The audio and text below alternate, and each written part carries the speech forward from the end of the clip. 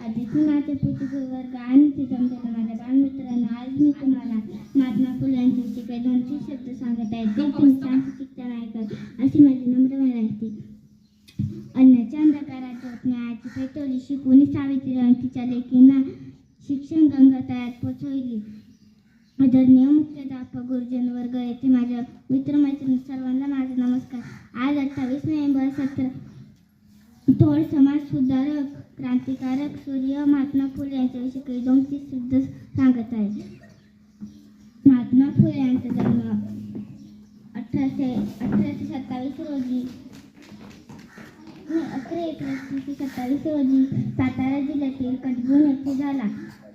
त्यांचे पूर्ण नाव महात्मा ज्योतिराव गोविंदराव फुले असे होते. त्यांच्या वडिलांचे नाव गोविंदराव व आईचे नाव चिमणाबाई असे होते. एवढे बोल मी